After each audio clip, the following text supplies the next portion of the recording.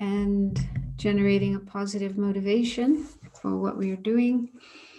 And then we'll begin with some meditation. I'll do some meditation on what we talked about last week, looking for this one type of I, self-sufficient, substantially existent self or I. And we'll just do a kind of exploration of that. It's difficult, it's tricky, but it's still beneficial to try working on this. Slowly, slowly, it starts to make more sense, and a strong sense of self or I becomes less strong, becomes more kind of illusory, and that's very helpful in our life. When it comes to our emotions, they will be less kind of virulent and strong and overwhelming, and softer, gentler. So make yourselves comfortable. And Shanti, can you put the prayers up on the screen so people can follow?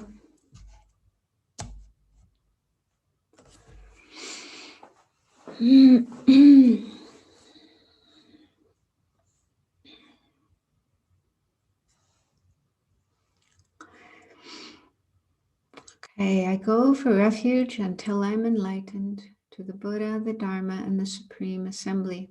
By my practice of giving and other perfections, may I become a Buddha to benefit all sentient beings. I go for refuge until I'm enlightened to the Buddha, the Dharma, and the Supreme Assembly. By my practice of giving and other perfections, may I become a Buddha to benefit all sentient beings. I go for refuge until I'm enlightened to the Buddha, the Dharma, and the Supreme Assembly. By my practice of giving and other perfections, may I become a Buddha to benefit all sentient beings. May all sentient beings have happiness and the causes of happiness.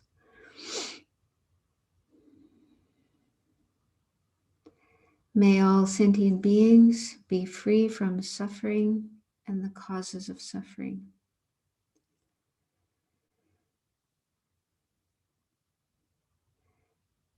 May all sentient beings be inseparable from the happiness that is free from suffering.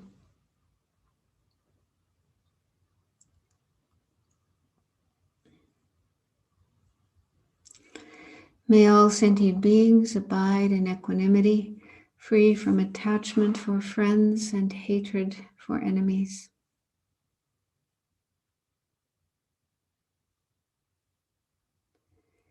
And now we'll recite the mantra of the Buddha 3 times, and imagine the Buddha in front of you with light flowing from him into you, and the light purifies all negative energy of body and mind, especially ignorance and other mental afflictions, confusion, greed, hatred, self-centeredness, and so on. So the things that cause problems to ourselves and others and get in the way of our spiritual practice, our spiritual growth along the path.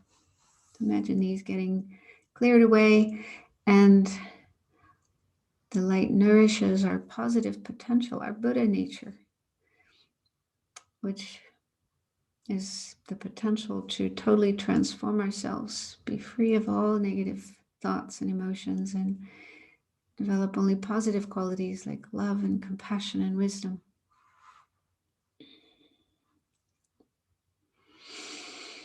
Tayata Om Mune Mune Maha Mune Soha. Tayata Om Mune Mune Maha Mune Soha. Tayata Om Mune Mune Maha.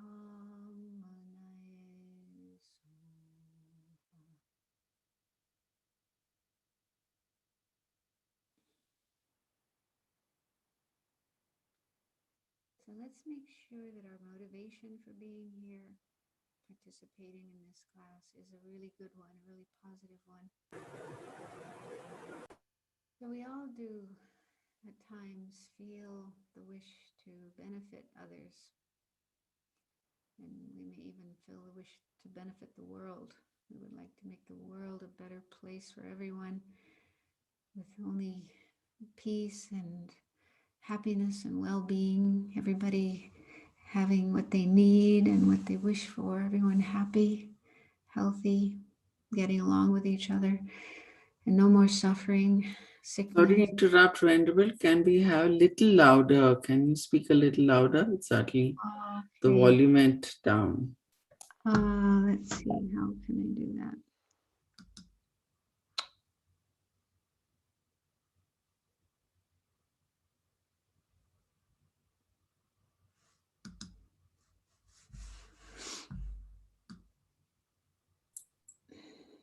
Sometimes there's a button in the computer itself to increase the volume. Yeah, I just turned it up. Is that better? Okay, sorry. Much better. Let's start again. Okay, so I was talking about motivation and asking you to try to bring to mind a feeling that you've had, at least sometimes, a feeling of wanting to benefit other people, wanting to benefit the world, make the world a better place for everyone, with peace and happiness and well-being, and everybody having what they need, and no more war and other kinds of horrible causes of suffering for people and living beings. So see if you can bring to mind that thought, that feeling that probably comes up in your mind spontaneously at certain times. How nice if I could make the world a wonderful place for everyone and take away all the suffering and make everyone happy.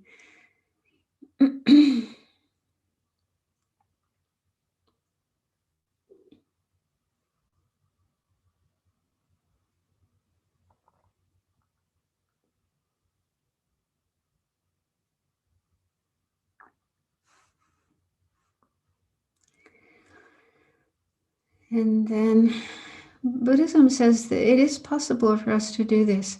It takes time, but we can benefit others. We can benefit all beings all over the world, all over the universe. But to be able to do that, we need to work on ourselves, on our own mind, work on overcoming the disturbing negative attitudes of our mind, like greed, hatred, ignorance, selfishness, jealousy, and so on. Decrease those and eventually get rid of them altogether. And develop our positive qualities: love, compassion, kindness, and especially wisdom, because wisdom, the wisdom of ultimate truth, which is what we're looking at in this course, wisdom of emptiness, this is the antidote to all the disturbing emotions: greed, hatred, ignorance. This is the thing that will enable our mind to transform. So see if you can feel or think that's your reason for being here, participating in this course, is to gradually work on your own mind to decrease the negative, diluted aspects of the mind, increase the positive, beneficial aspects of the mind. And your reason for doing this is not just for your own benefit, but for the benefit of others, all living beings, if you can feel that way. And if you're also able to think in terms of becoming enlightened, if you feel the wish to become fully enlightened, a Buddha, to be able to help all living beings, then bring that into your mind as well as your reason, your motivation for being here.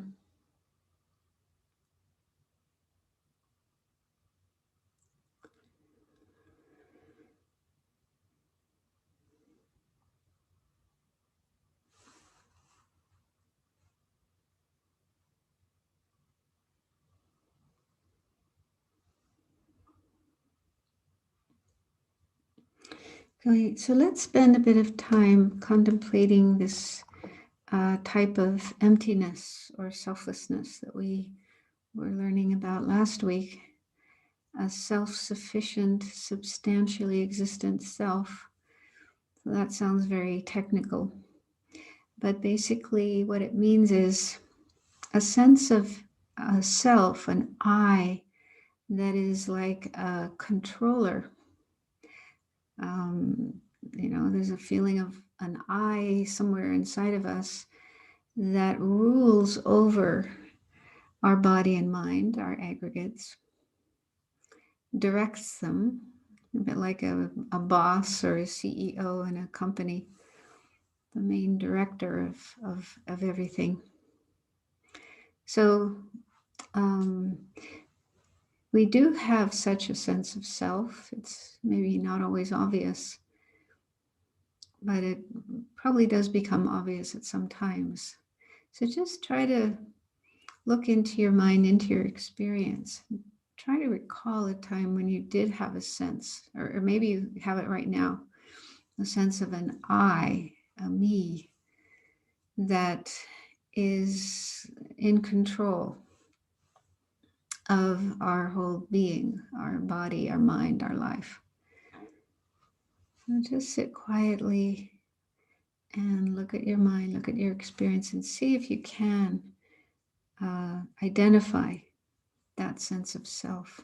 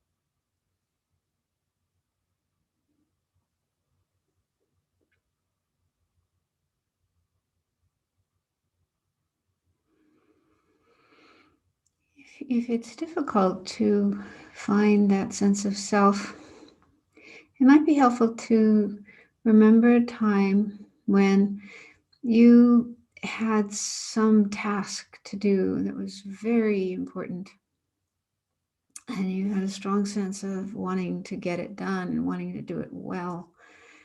And so there was a sense of an I that had to mobilize your whole being, your body, your mind, your schedule, and just arrange everything to make sure you accomplished that job or that task.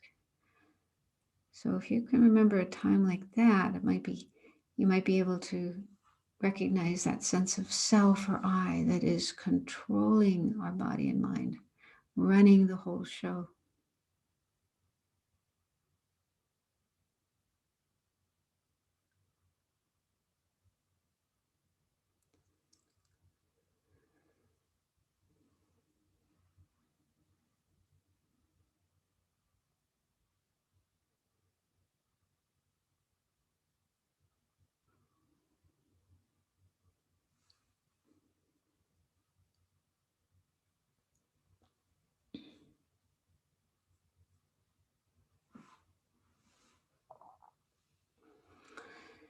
So we do at least sometimes have this sense of self,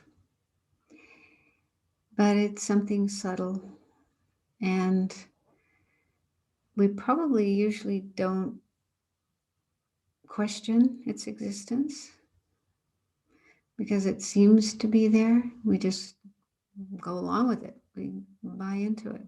We believe, yeah, there really is such a thing in there, an I that's in control of everything. But Buddhism asks us to not just go along with that appearance and think, well, just because it appears, it must be true. And instead, question. Does this thing really exist? Is it really there? And so one way we can investigate that is to think that if such a self does exist, if there really is such a thing as that controlling I should be able to find it. I should be able to point to it. And there's just two places where we could look. One is within our body and mind, within this complex of physical and mental parts that make us up. So somewhere within this, or outside of our body and mind, which could be anywhere in the world, 1 feet away from us, 1 foot away from us, or in another part of our town, or in another country, or on another planet. So anywhere in the universe outside of our own body and mind. So there's only those two places where we could find such a self, such an I. So the most obvious place to start looking is within our body and mind, somewhere within us. So just think about your body and your mind as much as you understand it, how it's made up of different parts. There's many different parts of your body and many different parts of your mind, different kinds of thoughts and emotions. So just ask yourself, can I point to some part of my body and mind and say that is the I, this controlling I, the boss?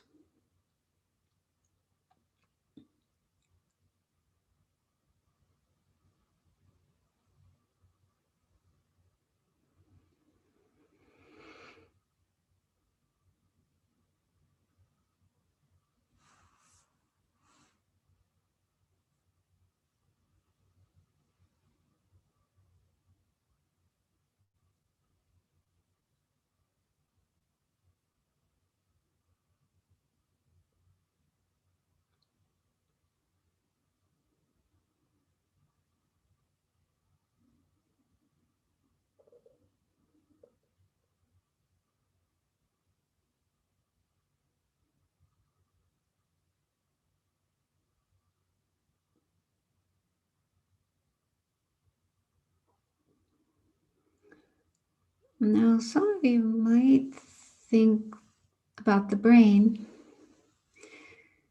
So many people in the world today have the idea that our brain has that controlling function. And it's true in the sense of our body, our physical organs, physical systems. These are controlled by the brain. But I once heard a scientist say that scientists used to think there was one part of the brain that was the kind of central headquarters ruling the rest of the brain and the whole body and so on and so forth. And they've looked very carefully in the brain and all the different parts of the brain and their functions, and they were not able to find such a thing. They could not find one part of the brain that was the central controlling part for the whole brain and the whole body. But maybe you can find such a thing. So ask yourself that. Is there something in the brain that is that controlling I, controlling self?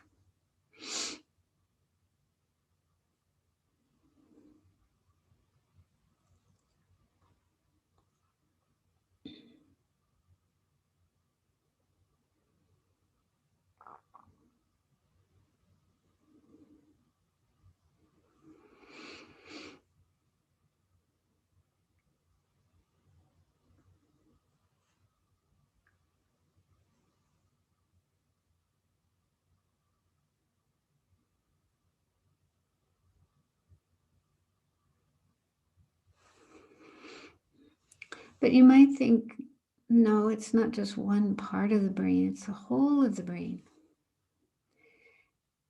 But does that really correspond with your sense of self, your sense of I? Do you really feel that you are your brain? For example, when you look in the mirror, you look at your reflection in the mirror and you have thoughts like, oh, I'm pretty good looking, or I'm getting old, or I'm not very attractive. So, those kinds of thoughts. So, when you have those kind of thoughts, are you thinking of your brain as being what's good looking or what's not good looking or what's getting old? When you look in the mirror, do you see your brain and have those thoughts?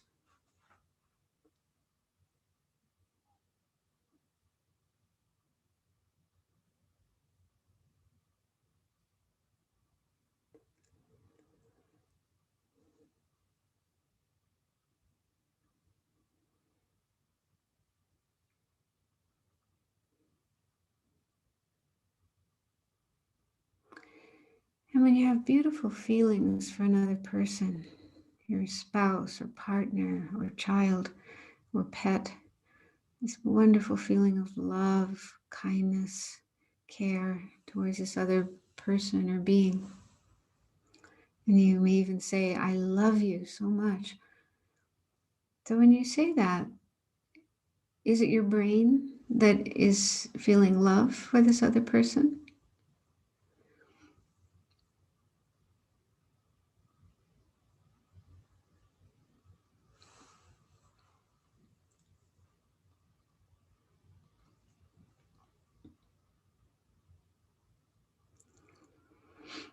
Also, if you are your brain, then that means the other person is their brain. Everyone is just their brain. That's who a person is. That's who a self is. So when you say to another person, I love you, you're saying, my brain loves your brain. Does that sound right? Does that really correspond with your experience, your sense of who you are and who the other person is?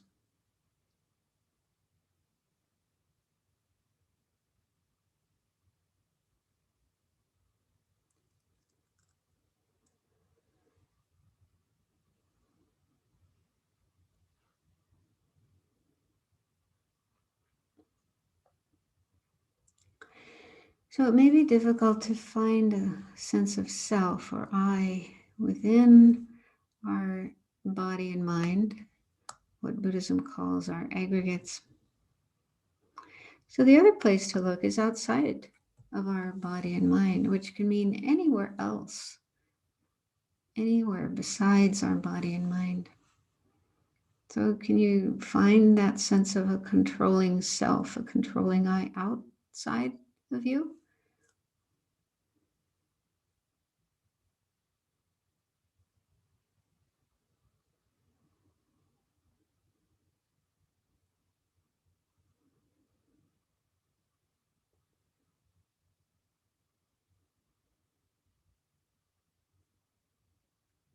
If you think that's possible, then you should be able to point to such a thing located in a certain place. So, what exactly is it and where is it?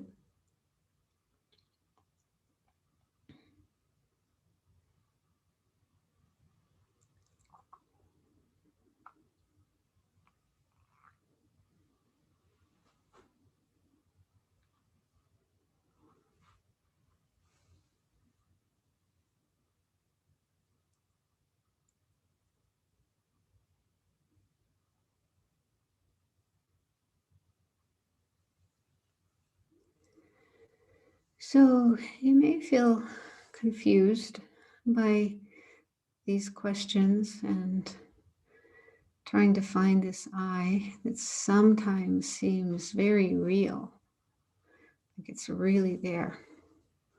So, it's okay to be confused because we may have never questioned our sense of self before. We just kind of believed that it existed and went along with it.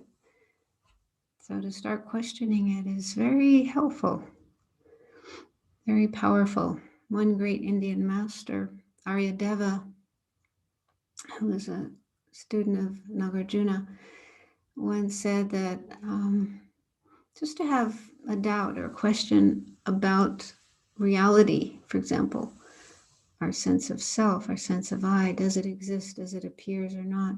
Just to question that shakes the foundations of samsara, cyclic existence.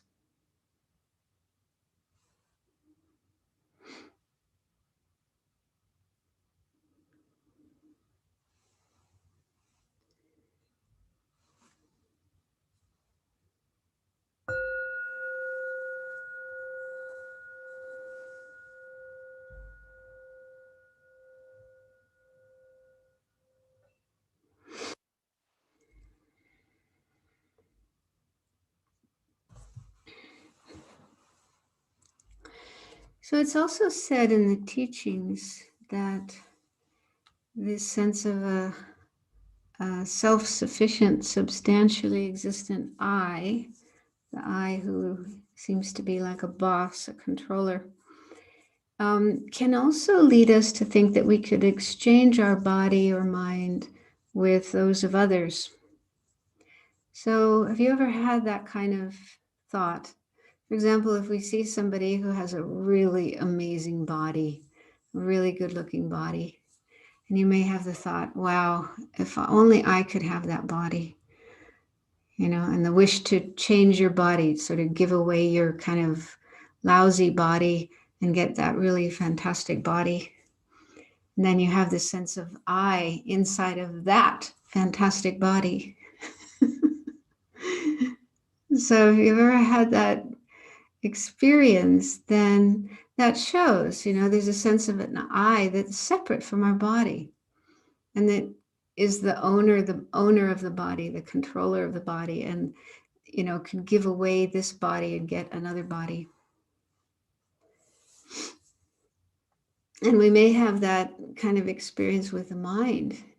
If we meet someone who has an amazing mind, incredibly intelligent, knowledgeable, very quick to understand things, very clear, and or maybe with lots of amazing qualities like compassion and love and joy and equanimity and so on. And we may think, wow, I wish I could have that person's mind. And we may even imagine changing our mind with their mind. You can have my mind, this messy, crazy, deluded mind. I want your mind. so, so again, there's a sense of an I that is separate from the mind and could actually give away this mind and get somebody else's mind, a much better mind. Yeah. So if you've ever had those kind of experiences at that time, that shows there is this sense of an I that's kind of separate from our body and our mind and in a kind of superior position, such that this I is in charge in owning and controlling and, could even give away the body or the mind. So, yeah, it's subtle. It's a subtle thing, and it pops up sometimes when we're not looking.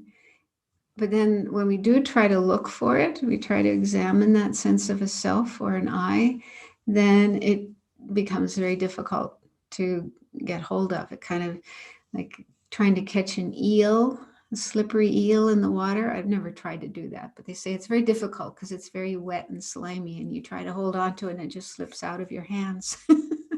So it's a bit like that with our sense of self. We try to look at it more carefully, analyze it, examine it, then it's kind of sneaks away, slips away. So don't worry if you find it difficult to do this and maybe also confusing. I know for myself, for many years in the beginning, when I first started learning Buddhism, I found this topic so difficult and confusing. And I still find it difficult and confusing. I'm not beyond that. But slowly, slowly, it starts to make more sense. and I can even kind of talk about it, teach it to other people.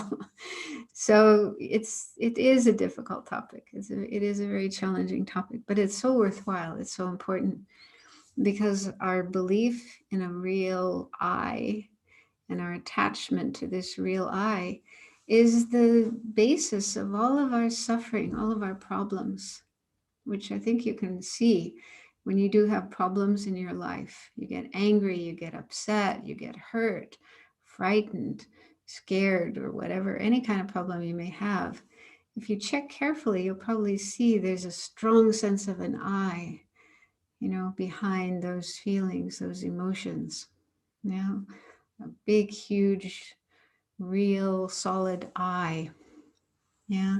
And like I say, most of the time we never question it. We just go along with it. We just believe it's there because it appears to be there. But Buddhism says maybe not. Maybe not. We need to look at it. We need to question it. And it's also not right. Some people go to the other extreme and they just say, well, the Buddha said there is no I. Buddha said the I doesn't exist the way it appears. And we just believe that and we say that from our mouth, but we never actually investigate ourselves. And that's not right. That's not the way to go. You need to investigate. We have to check. We have to investigate for ourselves and come to our own conclusion about this and not just blindly follow what the Buddha said or what our teacher said or what Nagarjuna said. We do need to investigate. So however difficult it may be, it's important, it's essential. And it's also beneficial because, like I say, this solid sense of an I lies behind our emotional problems, our relationship problems, our life problems. And so if we never question it, then we continue having those problems. But once we start to question, we start to ask ourselves, does this I really exist the way it appears? It already starts to uh, soften, and the foundations of samsara, like Aryadeva says, start to crumble. And so it's actually a very helpful antidote to just our daily life problems, our emotional problems. For example, when you do find yourself feeling some emotion, angry or hurt or jealous or frightened or whatever problematic emotion you may have, it's difficult at that point in time because we're usually so caught up in the situation that's causing us to feel that way. But if you could, as soon as you can, sit down and ask yourself, what is the I who's feeling this way? What is the I that is hurt or angry or upset or frightened or depressed? So do like we just did, just sort of question that sense of self or that sense of I. Does it really exist in the way it appears? Is it really something so solid and real as it appears to be?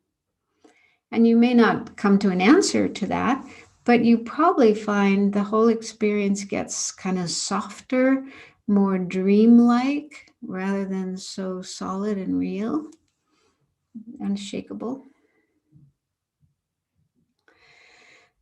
Okay, so there was one question from last week. I think it's something I already answered, but I'll just talk about it again because I was talking about the difference between imputedly existent and substantially existent. And I gave the example of the body. A body is something substantially existent, at least according to some of the Buddhist schools. So Vishal wrote in a question, atoms come together to form a human body. In that context, wouldn't that mean a human body is imputed just like a forest, which comes into existence through a collection of trees? Yes. And this is according to Madhyamaka Prasangika. I mentioned that according to that school, the Prasangika school, everything is imputedly existent. Nothing is substantially existent. So everything is made up of parts. And then in relation to those parts, We just give a name or a label, body or forest or tree. So the other schools would say a tree is substantially existent, but a forest is imputedly existent because it's just imputed onto a bunch of trees. But the Prasangika school says, no, even a tree is imputedly existent because it's just imputed on a whole bunch of particles, wood and bark and so on and so forth, and atoms down to the tiny, tiny particles. So even a tree is imputed and a body is imputed. That's the Prasangika school. Okay. That's what they say. But the other schools, I don't know how they would defend that view because, of course, they know that a human body is made up of parts down to atoms and subatomic particles. They know that. But why they still say that it's substantially existent, I don't know. I don't know enough about their views to say they must have a reason. Maybe it's because we can't actually see the atoms of the body, right? Atoms are not visible to our eyes. We can only see collections, clumps of atoms that have come together and are big enough for our eye to see them. Maybe they say something like that. I don't know. But anyway, we're mainly looking at the Prasangika school here. Okay, so Shanti, if you could put up the slides, I'll carry on where we left off last time. Well, this is actually a slide that I showed last time, just to remind you about the three different levels of selflessness or emptiness with regard to a self, I, or any kind of person. So we've already looked at the first two, one of which is very coarse. That's the emptiness of a permanent, unitary, independent self. So that's like a really gross sense of self that has those three qualities. Buddhism says no such thing. There's no such thing as that. But some non-Buddhist schools do believe in it and assert that. And then we looked at the second one, which is the emptiness or the selflessness of a self-supporting, substantially existent self. So that's a little bit more subtle, still coarse, but a bit more subtle. And this is something we all have. It isn't just a philosophical idea, but it's something innate, inborn. Everyone has it, even babies, even animals. So every being in samsara has this sense of an I that's like the controller. It's existing somewhere within our body and mind, and it's the boss, the controller over our body and mind. So that's what we've been looking at last week. And today we'll start with the third one. This is the subtle one. This is the emptiness or selflessness of an inherently existent self. Okay, so this is the main one. According to the Prasangika school, Madhyamaka Prasangika, this is the main one that we need to look for and check if it exists or not.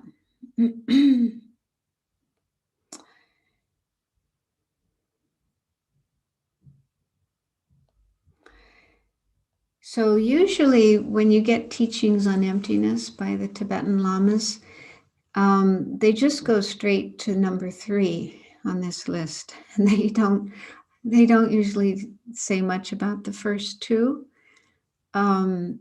And so they go right to the third one, the subtlest one, and talk about that, and then ask you to investigate your sense of inherently existent self.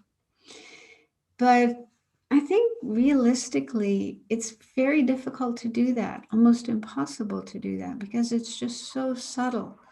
And if we never before questioned our sense of self, even in a gross way, our kind of coarse or gross sense of self or I, to expect that we can immediately recognize the this really, really subtle one is, I think, just not realistic.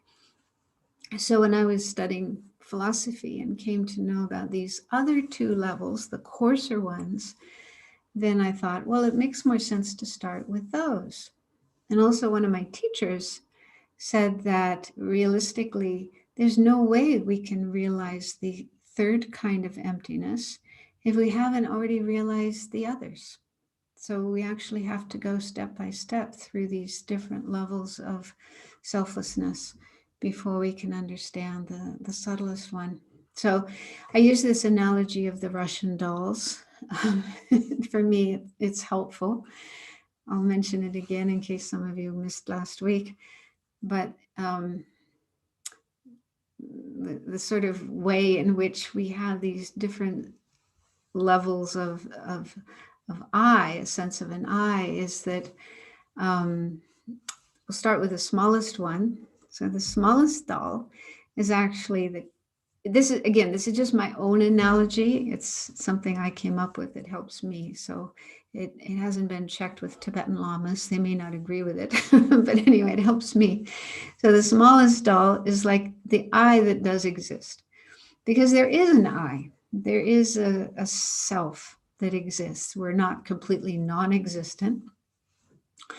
And so, according to Prasangika, the I that does exist is said to be the mere I. Sometimes it's called the mere I, or a little more descriptively, they say the merely imputed I, the I that is merely imputed onto our body and our mind.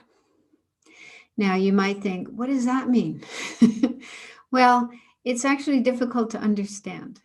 In order to understand the merely labeled I, they say that we have to first realize emptiness. So we can't really understand what is the mere I, or the merely labeled I, until after we have realized emptiness.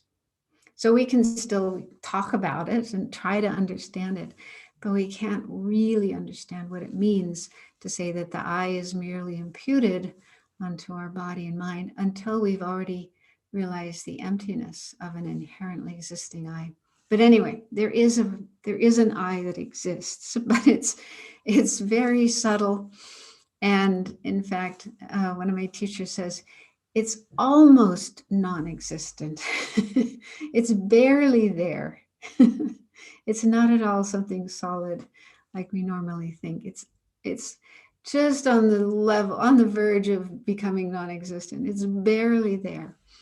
So we shouldn't hold on to it as something solid and real, but it does exist.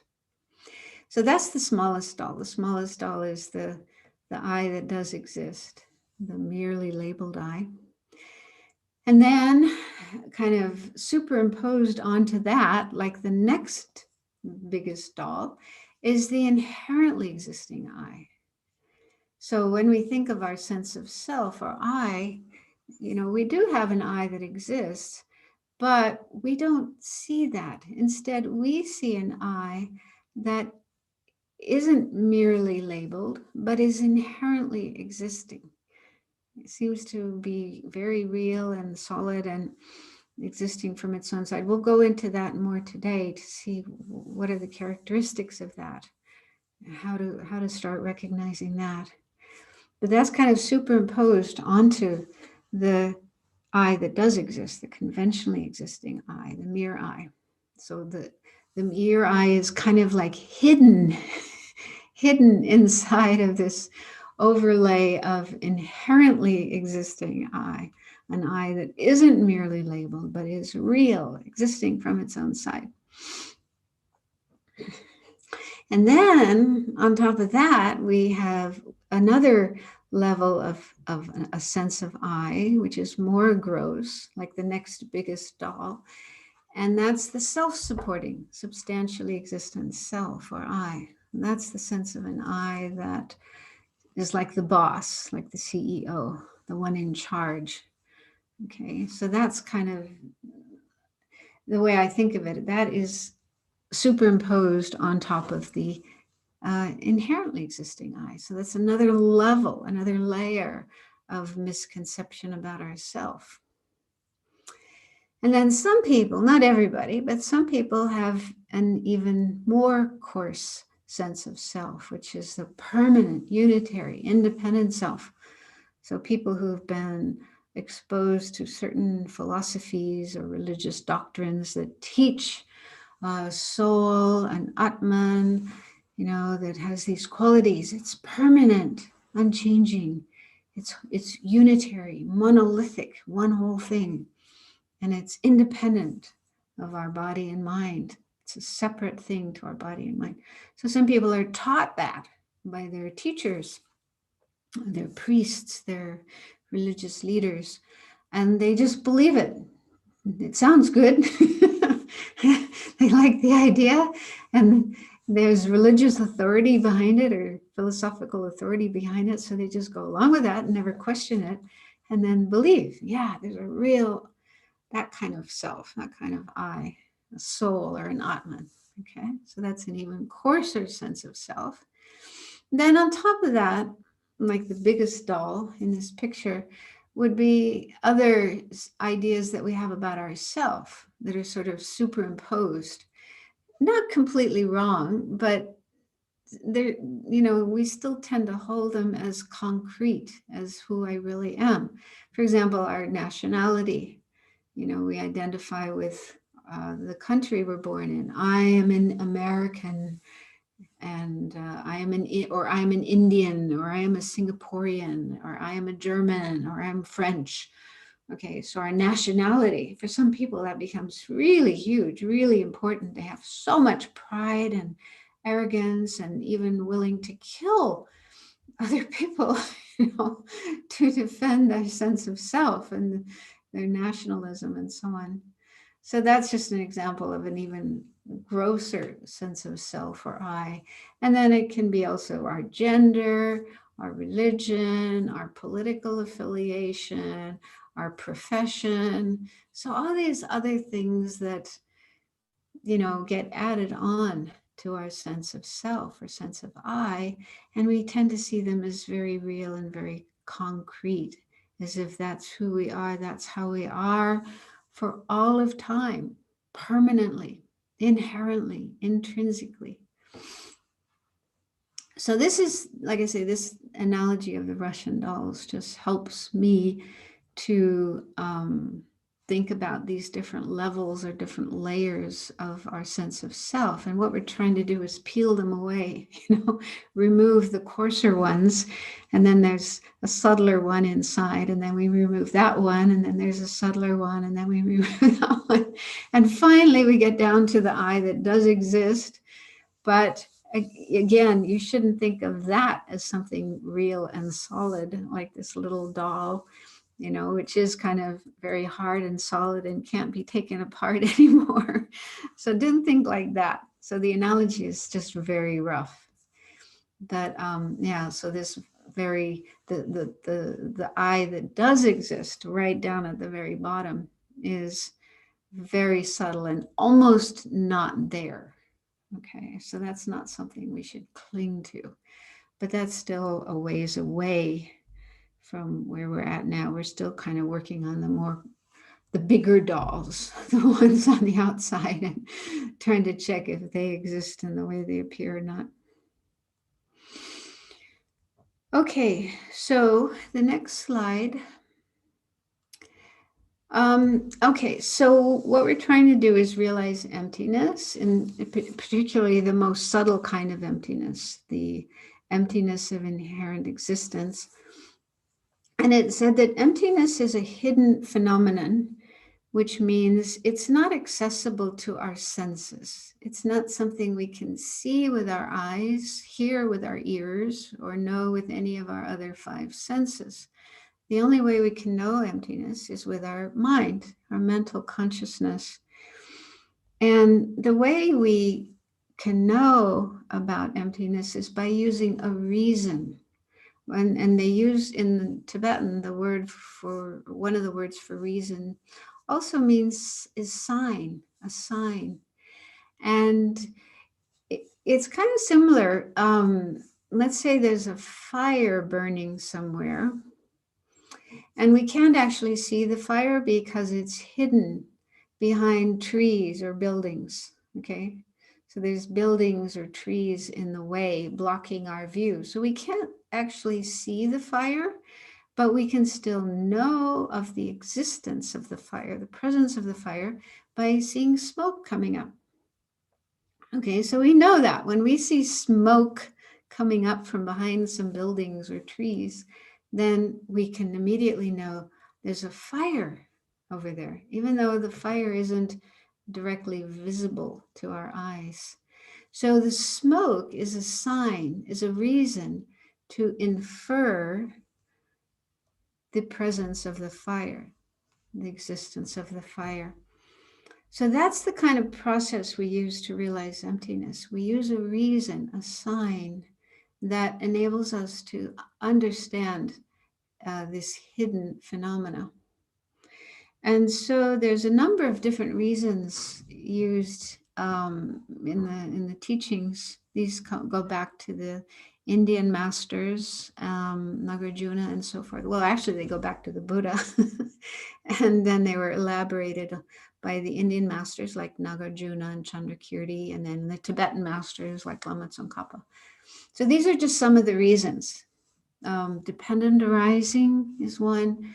Chandrakirti's sevenfold reasoning is another. The 4-point analysis. So I don't know how much time. There's other reasons as well. These are just some of them. But we'll see how much time we have to go through all of these. We may not have time, but I'll try. And we'll start today with dependent arising. Next slide, please. But with any of the reasons that we use, any of the reasonings, we always have to start with what they call it identifying the object of negation, or recognizing the object of negation. So the object of negation in the case of emptiness is the inherently existing I, the sense of an I that seems to exist inherently. And in fact, this doesn't exist. So the first bullet point says, this kind of an I, inherently existing I, actually doesn't exist. It's really nowhere to be found. However, it does appear to exist in our experience. So within our experience, there is this appearance of an inherently existing I. So that appearance does exist. And why it appears is because of self-grasping ignorance. This is one facet of our mind that's been in our mind from beginningless time. It didn't start at some point, but it's always been there. So we've always had self-grasping ignorance in our mind. And because of the presence of that and the imprints of that, having had that ignorance for so long, again and again and again, zillions of times, we have very strong imprints, tendencies to see this inherently existing I. And also the presence of our aggregates, having a body and mind, which are called the basis of designation, the basis of designation or imputation. And so because we have a body and mind and a conventional self, a conventional I, that's kind of an easy target on top of which the mind can superimpose this additional layer of I, which is actually false I, inherently existing I. So it's kind of superimposed onto a conventional I, this body-mind complex that we have. So what does it look like? Because we have to actually identify it. We have to be able to recognize it. So the second bullet point gives a kind of description of it. It appears to exist in its own right, objectively, unrelated to the mind, like, separate from our mind, separate from the mind that imputes I, and independent of all other factors. So that last phrase, independent of all other factors, that's really key. especially when it comes to the reasoning of dependent arising. Because when we use that reasoning, we are we're trying to see if there really is an I that is independent, that exists on its own, independent of everything else. That's how it appears. It appears as if it stands alone, autonomously, objectively, independently. That's how it appears. And then we investigate to see if such a thing really exists. Is it even possible? Okay, so those are some descriptions of this false sense of I. And the third bullet point says when we first try to identify it, for example, when we are falsely accused, so that's in the traditional teachings, they recommend bringing to mind a situation where you were accused of something that you didn't do, blamed for something that you're not to blame for. And usually in those situations, a strong feeling of I comes up. I didn't do it. How can you accuse me of doing that? I didn't do it. Somebody else did it. So there's a very strong sense of an I trying to defend itself, upset and angry, of course, and trying to defend itself. So at that time, in that kind of situation, the sense of self comes up very strongly. However, um, what some masters say that sense of self that comes up when we're falsely accused is actually not the subtle I, the inherently existing I. It's probably more a coarse one, like the self-sufficient, substantially existent I. But that's all we can do at this point in time. When we try to identify our sense of I, it probably will be a more coarse one rather than the very subtle one. Because I think the way I think of it is the subtle one is kind of hidden underneath, like with the Russian dolls, you know. We can't get to the little tiny doll down in the bottom until we remove the bigger ones, right? So we have to deal with the bigger layers, the grosser layers of our sense of self before we can get down to the really subtle one. But that's fine. We just start with whatever we can recognize, whatever sense of self we can recognize. Okay, so then the last bullet point says, so after so this is a long process. It's actually something that takes time, even years, to be able to get a sense of this self, inherently existing I. So after we become more adept at identifying the various ways we grasp the I, we will be able to identify subtler forms of the false I. Eventually, we will be able to identify the subtlest object of negation. The I, this is the inherently existing I, the I that seems to exist in its own right, self-established, inherently existing. So it's good to have some kind of description of what this I looks like because we're trying to identify it. And one of the best descriptions comes from the fifth Dalai Lama in a text he wrote called The Sacred Words of Manjushri. As far as I know, this whole text has not been translated. However, Jeffrey Hopkins translated part of it. He translated this part about the how to recognize the subtle object of negation, the inherently existing I. And the fifth Dalai Lama actually talks about first developing calm abiding. so, so after you have developed calm abiding, then you look for this I. And in a way, it makes sense because, as long as our mind is very scattered and distracted, and it's difficult for us to concentrate, then that makes it more difficult to be able to identify this very subtle sense of I. But if we've achieved calm abiding, then we have the ability to make our mind really calm and really focused. And then there's a greater chance that we would be able to recognize this. So he says, this is the fifth Dalai Lama, on the basis of calm abiding, you should cause the manifest mind which thinks I to appear. While the general consciousness remains on the I with distinct force, a corner of the mind should watch its mode of apprehension and analyze the way in which the I is being conceived. For instance, while you are walking with someone on a path, your eyes are mainly looking at the path, but with a corner of your eye, you are watching your companion. So he's saying you kind of mainly stay focused on the I, the sense of an I, and then a little part of your mind, corner of your mind is observing this I to understand how it appears. How does this appear to exist? So you can imagine that takes quite a bit of concentration, mental focus to be able to do that.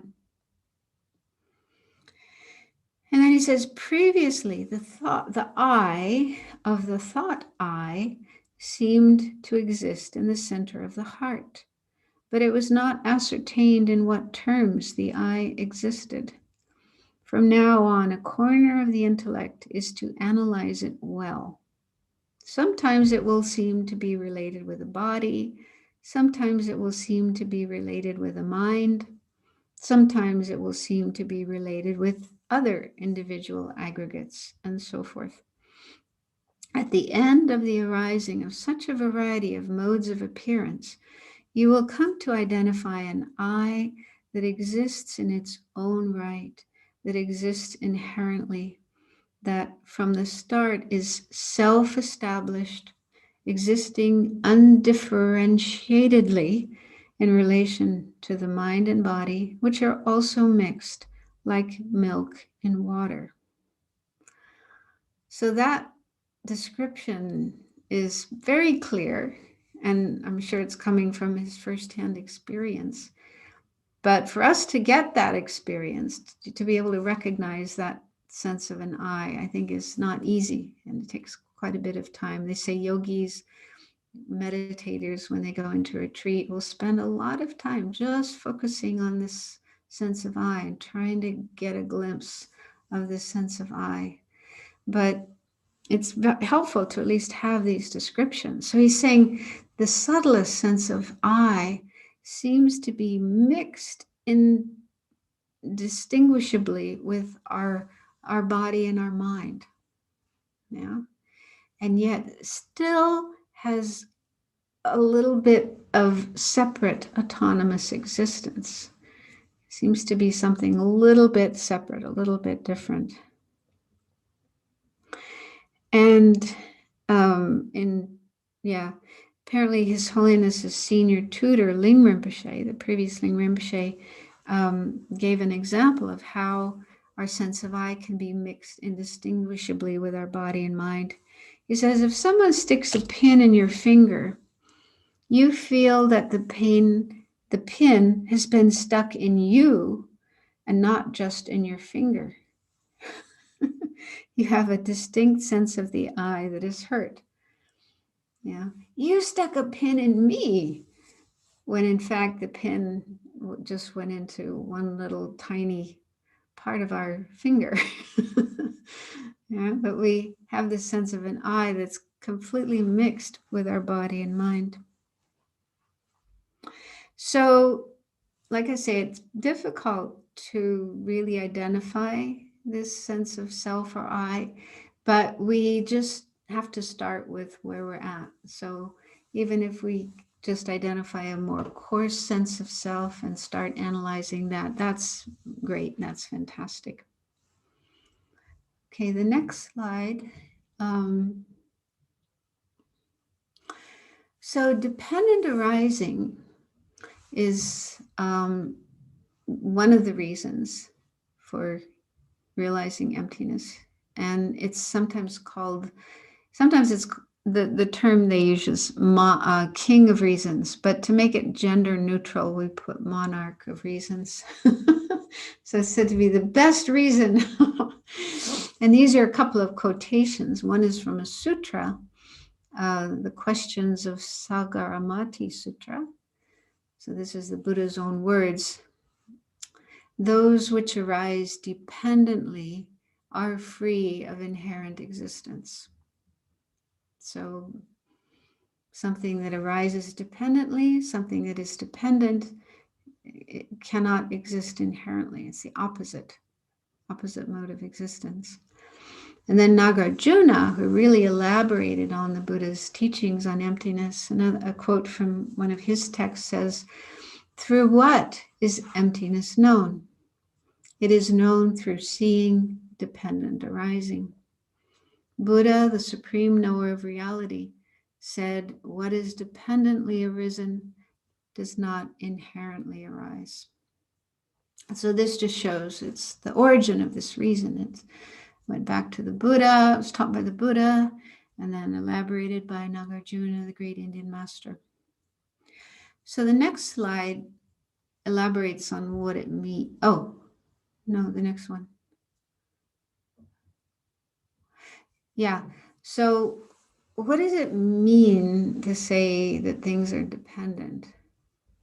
So actually everything, whatever exists, is dependent. There's nothing at all that exists independently. And there's three ways that things are dependent. The first way is causes and conditions.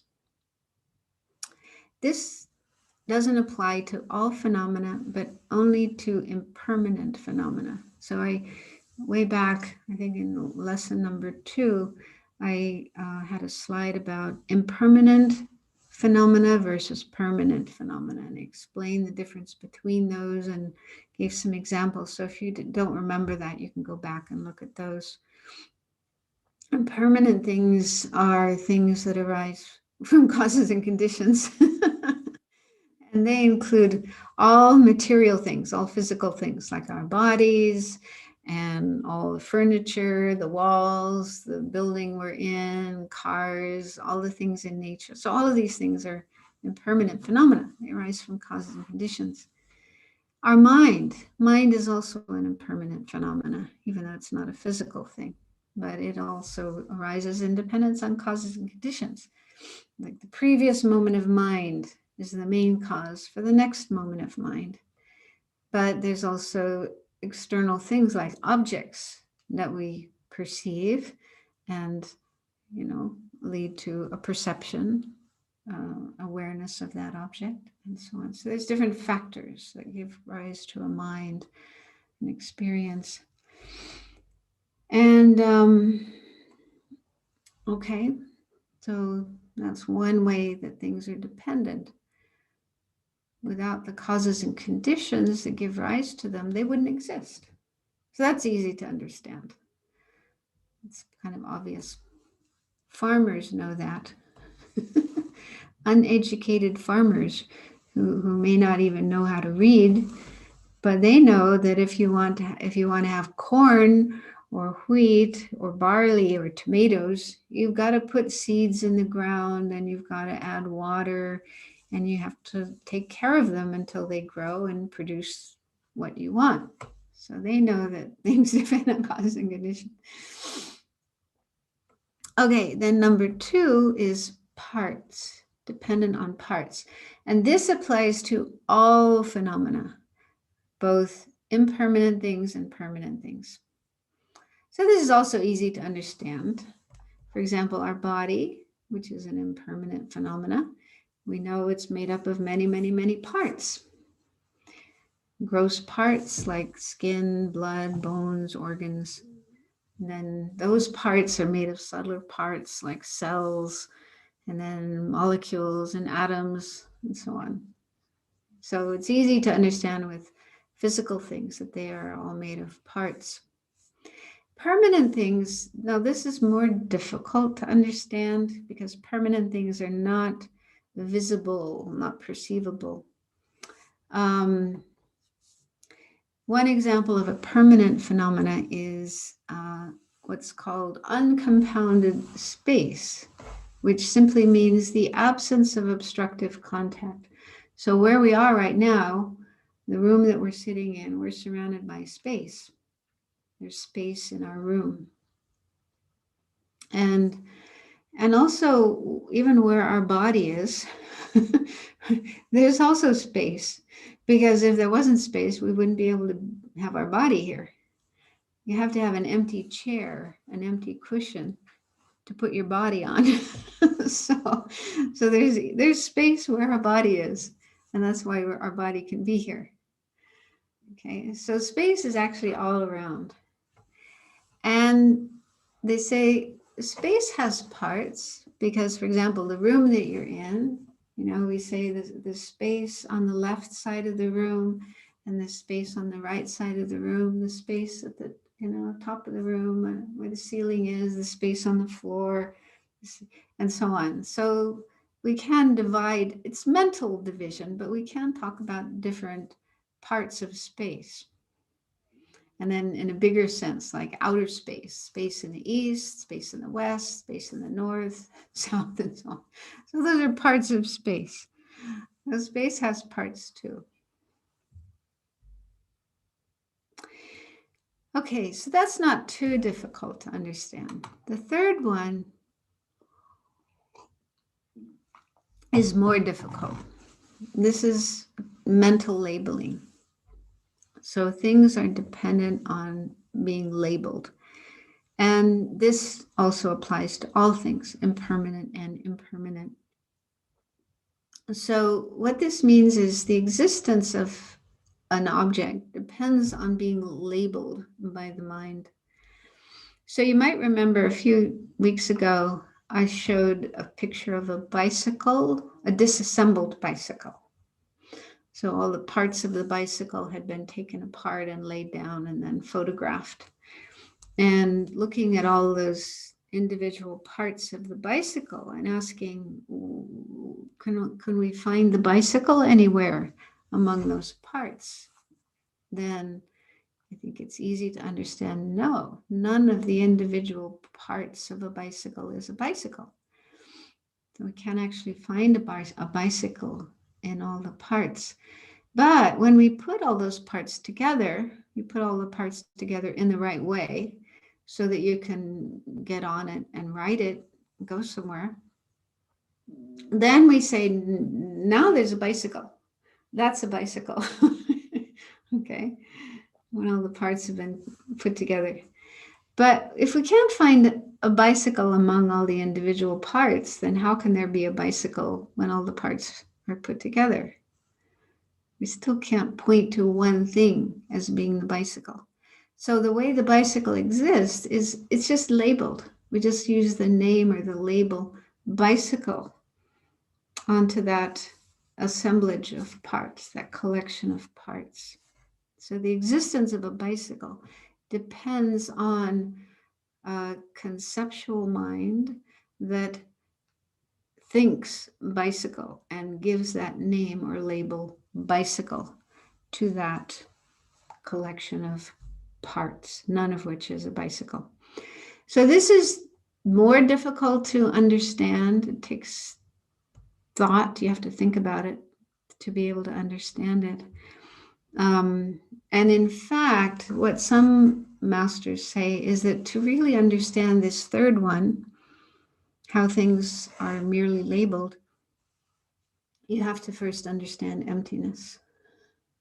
So we can think about it and get some understanding of it, but to really understand it, we need to first realize emptiness. So some teachers say that we mainly use the first two of these ways that things are dependent to realize emptiness. And then after realizing emptiness, we'll be able to understand the third one, how things are merely labeled. Now, I was thinking of an example that might help us understand this. Let's say there's a woman named Tara. And the name Tara was just given to her by her parents when she was born. So it's not the case that she came out of the womb saying, "Hi, I'm Tara." And then her parents said, "Okay, you're Tara." And she didn't come out of the womb with a sign around her neck saying Tara. Okay, so the name Tara was just invented by her parents They liked that name, and they said, let's call her Tara. That's a nice name. And then the name stuck, and then everybody called her Tara. So there's nothing in her, from her side, that deserves that name Tara, that is inherently, yeah, intrinsically Tara. So it's just a name that was given by her parents. And then when Tara grows up and becomes an adult, she'll have other names, other labels, uh, in relation to different people. Let's say she's married, and so to her husband, she is wife. She has the label wife. And if she has children, then to her children, she is mom, mother, mama, whatever, different names in different languages. So they call her mom. And if her parents are still alive, then from their point of view, she's daughter. She has the name daughter. And if she works, let's say she's a doctor, she has patients. To her patients, she's Dr. Tara. To some people, she's a friend. To other people, she may be an enemy, people who don't like her. And to other people who don't know her, she's just a woman. So she has all these different names, all these different labels in relation to different people, how they view her. But if we search within her body and mind, her psychophysical aggregates, all the different parts of her, and try to find something we can point to as the referent for all these names, all these labels, Tara or mother or whatever, can we find something there within her, intrinsically existing, inherently existing, which is the basis, the referent of all these labels? Then can we do that? So that's the challenge. So the next slide is how we can apply this to the I, to our sense of an inherently, objectively existing I. So we first have to identify that, the sense of an I that seems to exist objectively from its own side, independent of everything else. And then ask ourselves these three ways of dependence. Number one, does this I exist independent of causes and conditions? Number two, does it exist independent of parts? Or does it have parts that make it up? I mean, we do, I don't know, other languages, but in English, we sometimes say things like, well, one part of me would like to go, but another part of me doesn't want to go. Yeah. One part of me likes that person, another part of me doesn't like that person. Okay. So if we can identify different parts of ourself, then that shows we do have parts. Is there an I that doesn't have parts, that is independent of parts? And then the third way, does this I exist independent of mental labeling? Can we find an I that is separate from, that stands on its own without being labeled? Now, this is, of course, very, very difficult, and we don't have time to go into this now, but this is something, this is your homework between now and the next class. Yeah, just see if you can do this. Even if it's difficult, just try. Just try to find a sense of an I, a real, objectively existing I, and then ask yourself these questions. Does this I exist independent of these three things: causes, conditions, parts, and mental labeling? But we'll do a meditation next time we meet at the beginning of the class. We can do an investigation of this. So I've just got one more slide.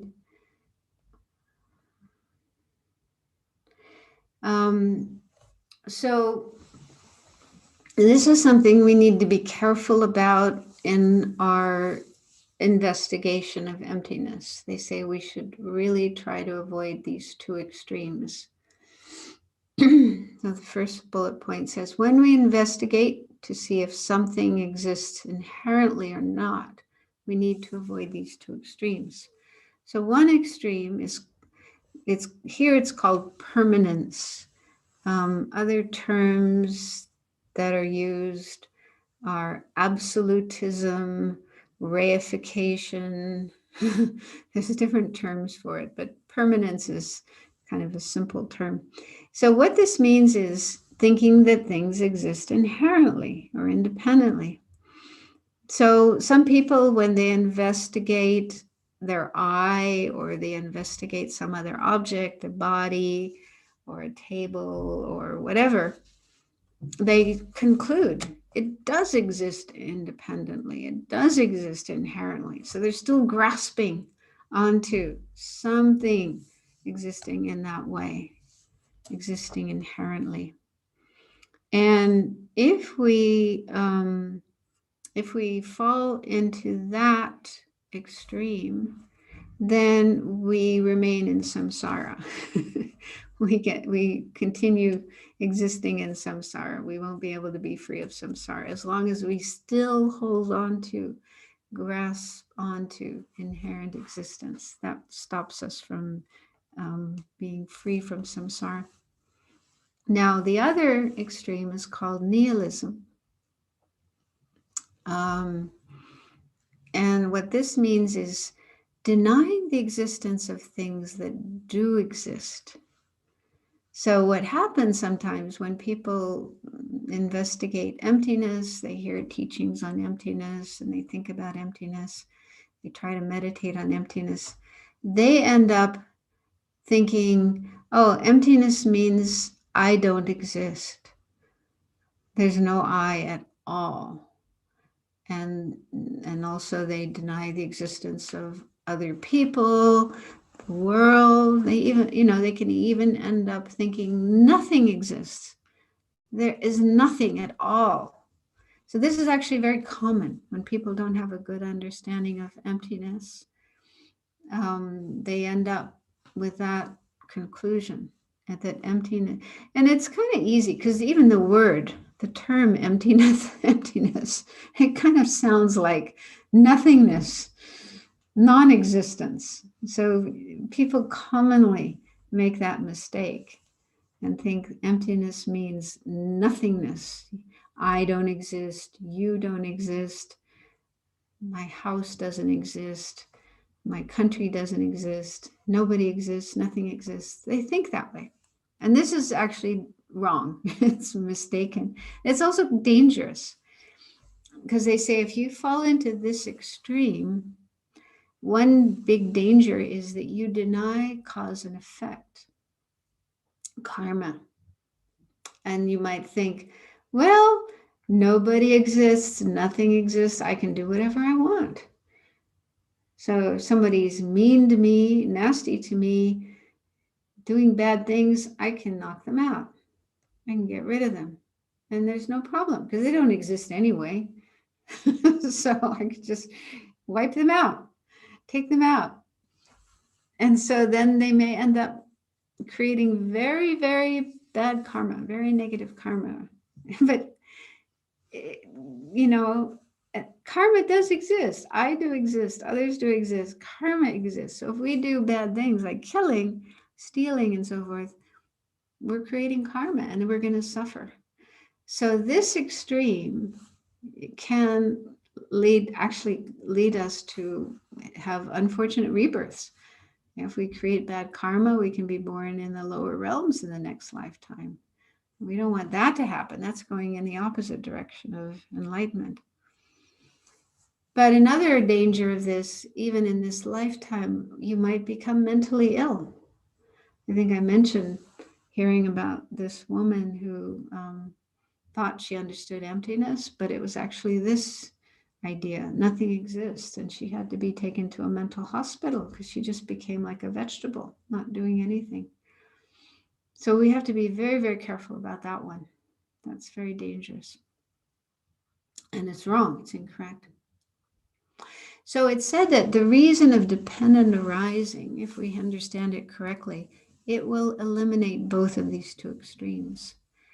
Just the term dependent arising, dependent means it depends on other things. And this eliminates the extreme of permanence. Because if we know that something depends on other things for its existence, that means it doesn't exist inherently. Because inherently means independently, independent, stand alone. So because things depend on other things, that means they don't stand alone. They don't exist independently or inherently. So that wipes out the first extreme. And then arising means that it's not non-existent. It does exist. It arises. It's there. And so that eliminates the extreme of nihilism. So with this one reason, we avoid the two extremes. And that's the reason why it's called the monarch of reasons, the king of reasons, the queen of reasons, the president of reasons, the best reason. Because with that one reason, we stay in the middle and avoid those two extremes. Okay, so we've just come to the end. Well, actually, we got 2 minutes. So if there's a question, one short question, I could take care of that before we end. You can raise your hand. That's easier if someone wants to ask a question.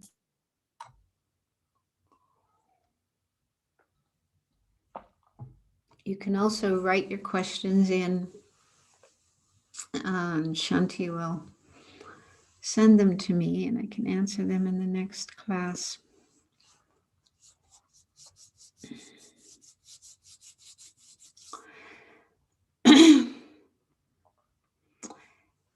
So,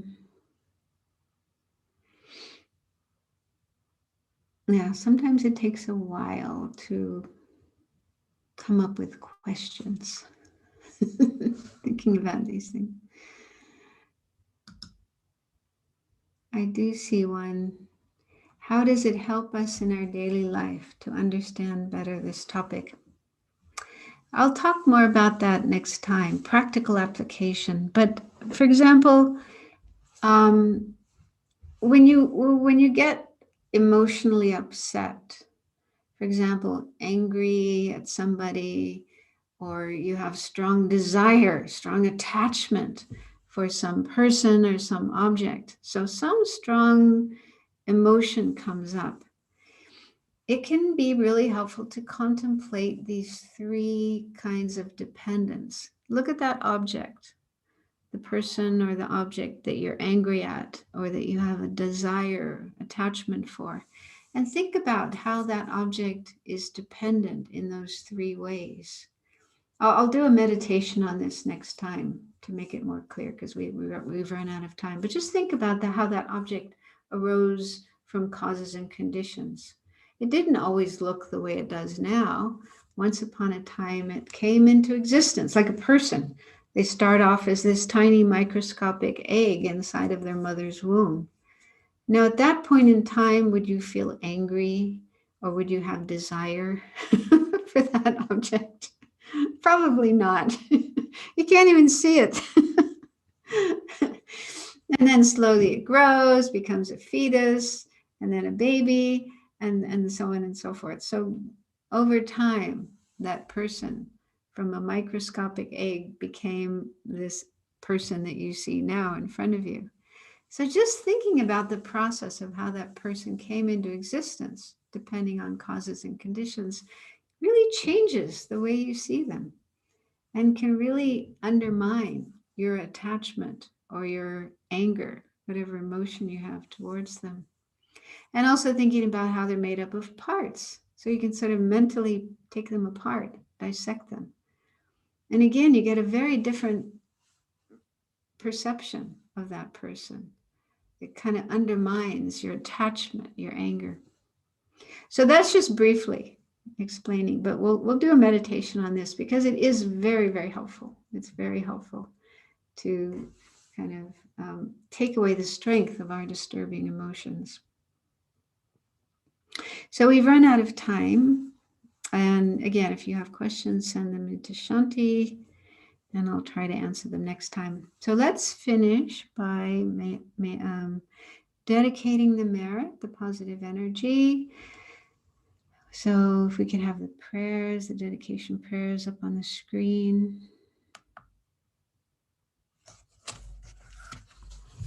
So let's share our merits with all sentient beings, and also dedicate for the long lives of our precious spiritual teachers.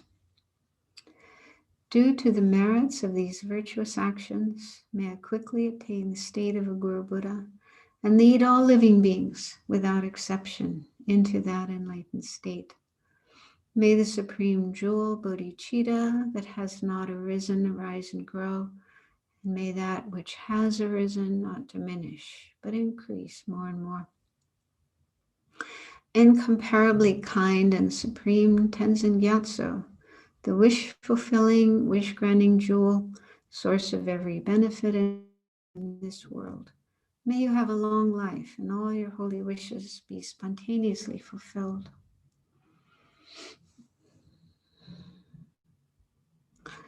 I need to see the rest of the prayer for Lama Zopa Rinpoche. You who uphold the subduer's moral way, who serve as the bountiful bearer of all, sustaining, preserving, and spreading Manjunath's victorious doctrine, who masterfully accomplish magnificent prayers honoring the three jewels, Savior of myself and others, your disciples, please, please live long. Okay, so thank you very much, everyone, and have a good week. Thank you. See you next Friday, and maybe on Wednesday. Venerable is leading a teaching on the anniversary of Shakyamuni Buddha's first teaching. In the evening, just half an hour after this time. Chokor Duchen. Happy Chokor Duchen. Thank you. Thank you, madam. Thank you, Shanti. Thank you very much. Thank you, Venerable, and all coordinators. Thank you, Venerable. Thank you. Bye-bye. Bye-bye.